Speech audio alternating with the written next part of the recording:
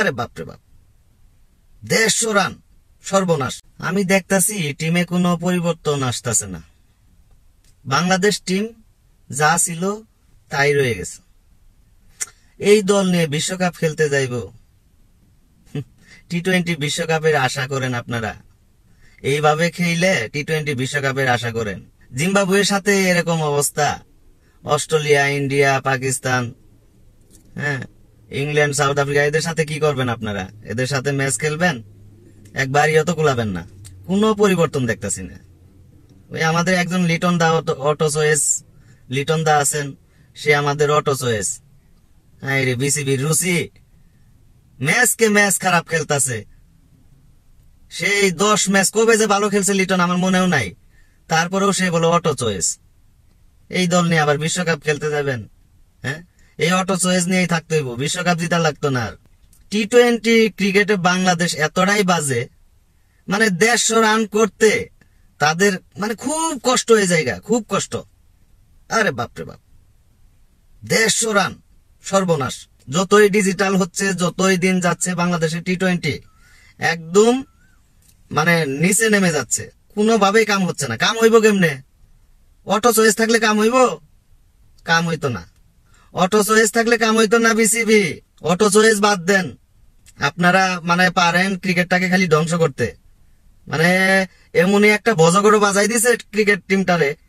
হ্যাঁ, এত সুন্দর টিমটা ছিল, বিশেষ করে এই যে আমাদের আল হাসান, সাকিব আল হাসান, হ্যাঁ, তামিমের সাথে দ্বন্দ্ব লাগাইয়া পুরা টিমটারে শেষ করে ধ্বংস করে দিছে। এত বছর তোমরা বন্ধুত্ব করে আইসা, ক্রিকেটের শেষ প্রান্তে আইসা তোমরা এই বুড়া বয়সে মানে ক্রিকেটটাকে কোথায় উজ্জ্বল করে থুয়ে যাইবা, সেই জায়গায় কি করলা তোমরা? মানে ক্রিকেটটাকে একবারে ধ্বংসের পথে নিয়ে ছাড়লা। ক্রিকেটটাকে যেখানে উপরে উঠাই থুয়ে যাবা, সেখানে তোমরা ক্রিকেটটাকে অনেক নিচে নামিয়ে গেছো। এইটা তোমাদের কাছে প্রত্যাশা করি নাই, আমরা কখনোই প্রত্যাশা করি নাই। তোমরা দুইজনেই খুব ভালো প্লেয়ার ছিলা, বিশেষ করে সাকিব আল হাসান, কোনোভাবেই প্রত্যাশা করি নাই। মানে দুইজনেরই কিন্তু বিশাল এক রেকর্ড গড়ার সুযোগ ছিল বাংলাদেশের ইতিহাসে। দুইজনেই কিন্তু ওয়ানডে ম্যাচে 10,000 রান মাইল ফলক স্পর্শ করার সুযোগ ছিল। আমি জানি না সেটা পারবে কিনা। তামিমের কিন্তু সবচেয়ে বেশি ছিল। আমি চাইছিলাম সাকিব আরো অনেকগুলা ম্যাচ খেলে এমন একটা জায়গায় পৌঁছাক যে তার ধারে কাছে কেউ নাই এবং সবাইকে টপকে সে সারা পৃথিবীর শ্রেষ্ঠ প্লেয়ার হিসেবে থাকুক, তার নাম ইতিহাসে লেখা থাকবে। সর্বকালের সর্বশ্রেষ্ঠ খেলোয়াড় সাকিব আল হাসান, বাংলাদেশের প্লেয়ার, কতই না একটা গর্ব। সেটা না কইরা সাকিব আল হাসান তার কোথায় শোরুম আছে, কোথায় কি আছে, কেক কাটতে হইব, এডে করতে হইব, হ্যাঁ, এগুলা করে বেড়াইতেছে।